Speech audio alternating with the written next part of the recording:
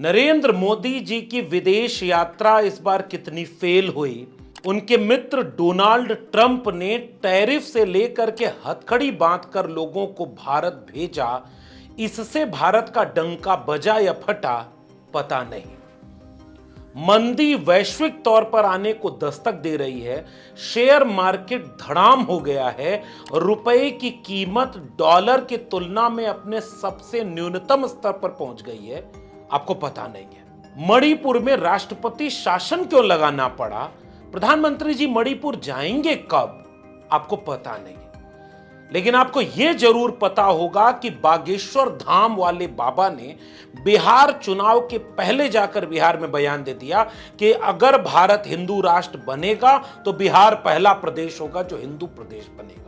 क्योंकि चुनाव है और नमाज के सामने होली को दुश्मन बना करके खड़ा कर दिया गया है। टीवी डिबेट से लेकर के सारी जगह पर यही बात हो रही है कि गलत क्या है, अब हिंदू भारत में होली भी नहीं मना पाएगा। नमाज जिसको पढ़नी है वो घर में पढ़े।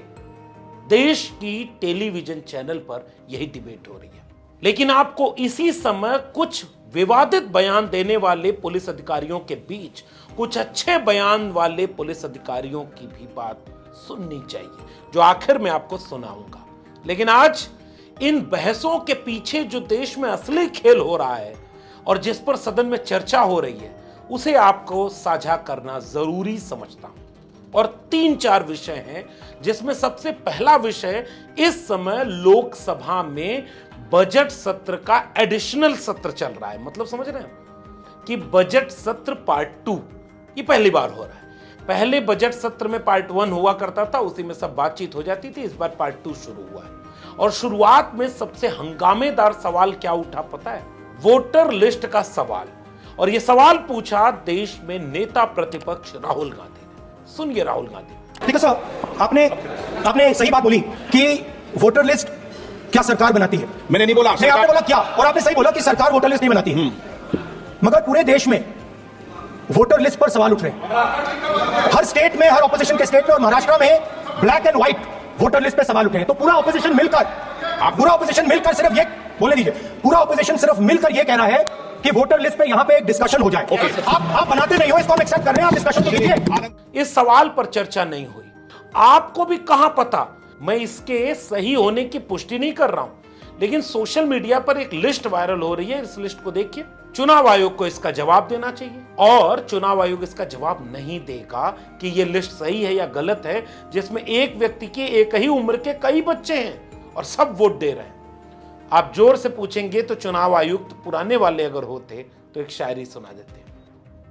यह मुद्दा आप तक नहीं पहुंचा।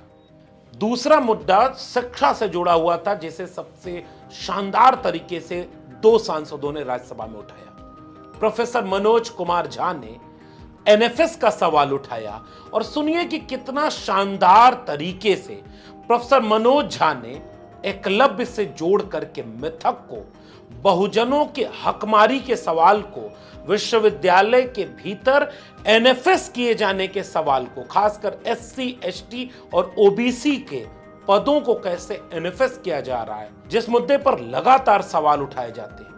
लेकिन बातचीत इतनी गंभीर हो ही नहीं पाई कि यह मुद्दा रुके। लेकिन प्रोफेसर मनोज झा ने इस मुद्दे को सदन में फिर से उठाया, और इस मुद्दे पर पहले भी बात हुई है, लेकिन जितना तेवर के साथ समाजवादी खेमे की तरफ से यह आवाज उठाई जाती है, इसको आपको गौर से सुनना चाहिए। सुनिए प्रोफेसर मनोज झा ने एनएफएस के मुद्दे को कितना शानदार तरीके से संसद में उठाया। सर, एक चीज होती है एनएफएस, ये एकलव्य ढूंढने का नया तरीका हो गया। नॉन फॉर्म सूटेबल, मैं नहीं कह रहा, कमिटी कह रही है, committee on welfare of scheduled caste and scheduled tribe. उन्होंने कहा जो ये स्टीरियोटिपिकल रिस्पांस आता है कि सूटेबल कैंडिडेट नहीं मिले, ये बिल्कुल गलत है सर। कमिटी ने कहा ये एक्सेप्टेबल नहीं है। यही बात कमोबेश ओबीसी रिक्रूटमेंट पर लागू होती है। मैं माननीय शिक्षा मंत्री से माननीय नेता सदन लगातार बैठे हुए हैं, सर आग्रह करूंगा ये महामारी सब कुछ ली जाएगी। ये मध्ययुगीन व्यवस्थाओं की महामारी है जो आधुनिक चोला पहन चुकी है। इस चोले को उतरवा के फेंकवा दीजिए, अन्यथा बहुत मुश्किल होगी। इसी तरह से शिक्षा के दूसरे बुनियादी पहलुओं को उठाने का काम किया आम आदमी पार्टी के सांसद संजय सिंह ने। संजय सिंह के भाषण को थोड़ा डिटेल में सुनिएगा। पेपर लीक कब हुआ, कितने लोग इससे प्रभावित हुए। संजय सिंह के भाषण को थोड़ा ठहर कर सुनिए। सबसे पहले सुनिए कि कैसे शिक्षा के नाम पर सिलेबस और नई शिक्षा नीति का घालमेल कैसे किया जा रहा है। आज जब हम लोग शिक्षा के बारे में बात कर रहे हैं तो बाबा साहब डॉक्टर भीमराव अंबेडकर जी को याद करना बहुत आवश्यक है। बाबा साहब डॉक्टर भीमराव अंबेडकर जी ने कहा था, शिक्षा शेरनी का वो दूध है जो जितना पिएगा उतना दहाड़ेगा। वर्ष 2022-23 और 23-24 में पूरे हिंदुस्तान के अंदर, पूरे भारत में 54,77,223 बच्चों ने सरकारी स्कूल की शिक्षा छोड़ी है। मान्यवर, पेपर लीक से प्रभावित होने वाले छात्रों की संख्या अगर पढ़ूंगा तो पूरे सदन को इसके बारे में अफसोस होना चाहिए। आपका आंकड़ा है 1,70,00,000 नौजवान ये पेपर लीक की घटना से, हमारे बच्चे बच्चियां, छात्र छात्राएं, बेरोजगार नौजवान प्रभावित हुए हैं। और इसमें क्या घोटाला हुआ है? आप जिसको परीक्षा कराने का ठेका देते हैं, उत्तर प्रदेश में 69,000 कांस्टेबल की भर्ती के लिए आपने ठेका दिया ईडू टेस्ट नाम की एक कंपनी को। विनीत आर्या नाम के व्यक्ति की एक कंपनी है जिसका भारतीय जनता पार्टी के नेताओं से गहरा रिश्ता है। और इसमें यह पाया गया कि 69,000 कांस्टेबल की भर्ती में इस कंपनी ने पेपर लीक कराया, घोटाला किया, गड़बड़ी किया, इसको ब्लैकलिस्ट किया गया। जांच एजेंसियों के सामने यह आदमी प्रस्तुत नहीं हुआ और इसके बाद इसी कंपनी को बिहार में भी एग्जाम कराने का ठेका दे दिया गया। यह आपका प्यार है, आपको छात्रों के, नौजवानों के भविष्य से कोई लेना देना नहीं है। आपको सिर्फ और सिर्फ अपने दोस्तों को, अपने मित्रों को फायदा पहुंचाने का काम करना है। आपने एक स्कीम शुरू किया, SC, ST, OBC के बच्चों को छात्रवृत्ति की स्कीम, उनको स्कॉलरशिप देने की स्कीम। इसका नाम रखा प्रधानमंत्री उच्चतर शिक्षा प्रोत्साहन स्कीम। इतना लंबा भारी भरकम नाम पढ़ के आदमी का सीना चौड़ा हो जाता है, जैसे प्रधानमंत्री जी SC, ST, OBC के लिए कोई बहुत क्रांतिकारी कदम लेके आए। इस योजना में क्या किया आपने? और इसमें हाई स्कूल से लेकर पोस्ट ग्रेजुएट, इंजीनियरिंग और PhD के जो छात्र हैं ST, SC, OBC के, उनको आप स्कॉलरशिप देने की बात करते हैं। इसमें आपने 2023-24 में 98 करोड़ रुपए खर्च किया। 2024-25 में इस स्कीम को बढ़ा के आपने 1558 करोड़ रुपए बजट में निर्धारित किया। बड़ी खुशी की बात है, 98 करोड़ खर्चा हुआ 23-24 में और 1558 करोड़ आपने बजट बढ़ा के कर दिया, निर्धारित कर दिया 24-25 में। फिर आप रिवाइज बजट लेके आते हैं, संशोधित बजट लेके आते हैं। ये 1558 करोड़ की स्कीम घटा के आपने इसको 1000 करोड़ कर दिया। 1000 करोड़ करके 24-25 में इसको 1000 करोड़ किया, यानी कि इसी स्कीम में आपने 35% SC, ST, OBC को मिलने वाली स्कॉलरशिप का पैसा कम करने का काम किया। एक समग्र शिक्षा जिसकी आजकल बहुत चर्चा पूरे देश में है, इस समग्र शिक्षा अभियान में आपने 23-24 में 32,830 करोड़ रुपए खर्च किया और फिर 24-25 में आपने इसको घटा के, इसको बढ़ा के 37,500 करोड़ किया। फिर रिवाइज बजट लेके आया। हर बार आप रिवाइज बजट लाते हैं और 24-25 के लिए रिवाइज बजट में आपने 490 करोड़ रुपए इस स्कीम का कम कर दिया, यानी कि करीब करीब 10% के आसपास आपने इसमें भी पैसा कम कर दिया। मिड डे मील का पैसा आप घटा रहे हैं, मिड डे मील के पैसे में आप कटौती कर रहे हैं। आपकी सरकार को शर्म आनी चाहिए, बच्चों के मिड डे मील का पैसा भी आप लोग पूरा नहीं देते और करीब करीब 19% पैसा आपने मिड डे मील का कम कर दिया। और उसके बाद संजय सिंह ने औरंगजेब के बहस के पीछे किस तरह से बाबा साहब डॉक्टर भीमराव अंबेडकर को याद करके जैसे अपनी बात शुरू की थी कि शिक्षा वो शेरनी का दूध है, उसे जो जितना पिएगा वो उतना दहाड़ेगा, आखिर तक जाते जाते शहीद हुए क्रांतिकारियों को याद करके उन्होंने कहा कि अगर शिक्षा देनी ही है तो सबके बारे में बताओ। मुगलों ने इस देश के साथ कितना बुरा किया, अंग्रेजों ने कितना बुरा किया। और जो बात संजय सिंह साफ नहीं कह पाए, मैं कह देता हूं कि अंग्रेजों और मुगलों का साथ देकर जिन्होंने इस देश के साथ बुरा किया उनका भी तो इतिहास पढ़ाओ। सुनिए संजय सिंह के इस बेबाक की वक्तव्य को। लेकिन जब आप उसको पढ़ाएंगे तो आपको बताना पड़ेगा कि कौन सी वो संस्था थी जिसने तिरंगे झंडे का विरोध किया, कौन सी वो संस्था थी जिन्होंने अंग्रेजों की दलाली और गुलामी करने का काम किया, कौन सी वो संस्था थी जिसके नेता ने अंग्रेज गवर्नर को चिट्ठी लिखा था 1942 के आंदोलन में कि इस आंदोलन को कुचल देना चाहिए। पढ़ाना चाहिए इतिहास, इस देश के नौजवानों को यह इतिहास पढ़ाना चाहिए कि कौन से वो नेता थे जिन लोगों ने क्रांतिकारियों का विरोध करके और उस जमाने में मुस्लिम लीग के साथ 3 राज्यों में सरकार बनाने का अपराध किया था। यह सारा का सारा इतिहास हिंदुस्तान के लोगों को पता होना चाहिए, जिससे हम मुगलों की क्रूरता के बारे में भी जान सकें और अंग्रेजों के शासनकाल में अंग्रेजों का साथ देने वाले संगठन की सच्चाई भी इस देश के लोगों को पता चलनी चाहिए। बहुत बहुत धन्यवाद मान्यवर। मैं आपको इस पूरे बातचीत को इसलिए दिखाना चाहता हूं क्योंकि टेलीविजन चैनल इन गंभीर बहसों को नहीं दिखाएगा। वो आपको नहीं बताएगा कि आपके बच्चों की शिक्षा में क्या क्या हो रहा है। वो आपको कतई नहीं बताएगा कि शिक्षा बजट कैसे घटाया जा रहा है और भारतीय जनता पार्टी की सरकार तमाम सवाल पूछे जाते हैं जो गंभीरता से शिक्षा रोजगार से जुड़े हुए, उनका संसद में भी जवाब नहीं देती और उस पर टेलीविजन पर बहस भी नहीं होने देती। और हमारे सांसद अगर संसद में खड़े होकर पूछ रहे हैं तो इस पर चर्चा भी नहीं होती। जैसे कितने लोगों को पता चल पाया कि धर्मेंद्र यादव जो आजमगढ़ से समाजवादी पार्टी के सांसद हैं, उन्होंने कितने गंभीर सवाल उठाए संविदा कर्मियों के, और संविदा कर्मियों की नौकरी कितनी है, उनको वेतन कितना मिल रहा है, उसमें आरक्षण की प्रक्रिया लागू हो रही है कि नहीं, इस गंभीर मुद्दे को उठाने का काम धर्मेंद्र यादव ने किया। समाज के उन सबसे ज्यादा मजबूर लोग यहाँ दिखाना चाहता हूँ जिनको हम लोग संविदा कर्मियों के नाम से जानते हैं। मैं पूछना चाहता हूँ, अकेले उत्तर प्रदेश के अंदर लगभग 18 लाख कर्मचारियों का यह हाल है। अगर इसी रेशियो में देखेंगे तो पूरे देश के अंदर लगभग 1 करोड़ से भी ज्यादा कर्मचारियों की दुर्दशा है। और साथ ही साथ सभापति जी, आश्चर्य इस बात का है, इसमें कहीं भी बाबा साहब भीमराव अम्बेडकर जी के बनाए हुए संविधान में जो हमें रिजर्वेशन मिलना चाहिए दलित भाइयों को, जो रिजर्वेशन मिलना चाहिए पिछड़ों को, कहीं उसका कोई प्रावधान नहीं है। दिन नित नए षड्यंत्र, कैसे रिजर्वेशन को खत्म करें। रिजर्वेशन अगर सीधे खत्म नहीं कर पा रहे हैं तो आउटसोर्सिंग के माध्यम से खत्म कर दें। आउटसोर्सिंग कर्मचारियों का इतना शोषण हो रहा है सभापति जी कि मन चाहिए एजेंसियां हायर हो रही हैं। वो एजेंसियां अगर 10,000 रुपए सरकार पेमेंट करती है तो 3,000 से ज्यादा पेमेंट कर्मचारियों तक नहीं जाता है। टीवी पर बहस हुई, आप तक यह खबर पहुंची? क्या आप जान पाए कि आपके लिए कितना जरूरी सवाल आपके संसद सदन में पूछ रहे हैं? लेकिन आपको तो पता ही नहीं चल पाता।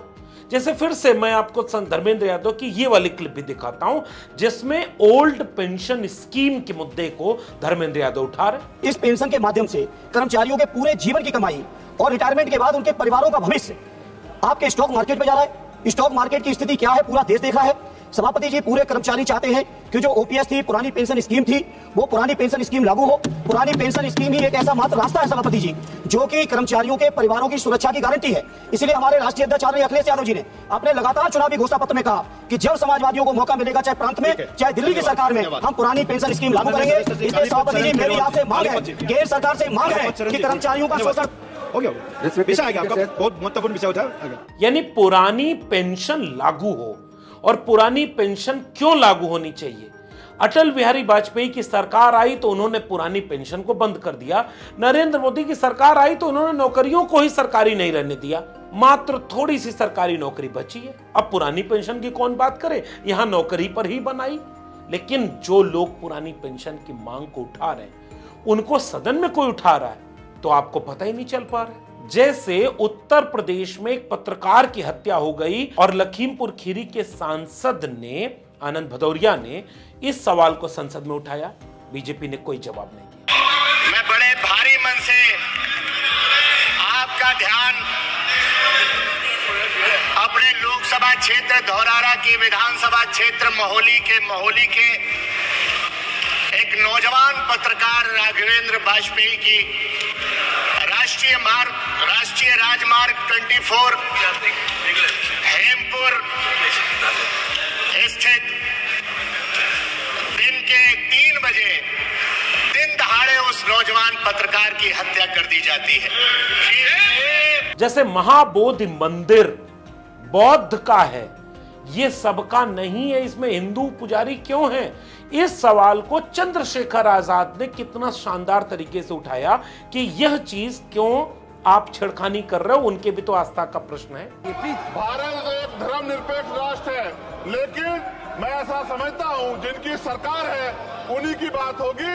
मुसलमानों की, जैनों की, सिखों की, रविदासियों की और बौद्धिस्टों की जो आंदोलन कर रहे हैं और पुलिस लाठी मार रही है, मैं समय रहते चेतित कर रहा हूं। सरकार को चिंता करनी चाहिए कि बौद्धिस्टों का अपमान ज्यादा दिन बौद्धिस्ट बर्दाश्त नहीं करेंगे। महाबोधि विहार हमारा हक है और वो देना पड़ेगा। इन बुनियादी सवालों पर न अखबार कोई खबर बनाता है, न टेलीविजन कोई प्राइम टाइम की डिबेट करता है, और न शायद आप उतने जागरूक हैं कि आप जिन्हें चुनकर सदन में भेजे हैं वो क्या कर रहे हैं। इसलिए हम चाहते हैं कि आप देखिए कि शिक्षा पर, रोजगार पर, सामाजिक न्याय पर, आरक्षण पर, संविधान और सम्मान पर कौन सांसद संसद में बोल रहा है और कौन वहां पर बेइज्जत हो रहा है। जैसे एक छोटी सी क्लिप देखिए कि कीर्ति आजाद जो एक जमाने में बीजेपी में थे, आजकल वो बंगाल में टीएमसी के साथ हैं, उन्होंने गिरिराज सिंह को कितना कड़ी फटकार लगाई कि ये तो हमारे यहाँ पड़ा रहता था एमएलसी बनने के लिए,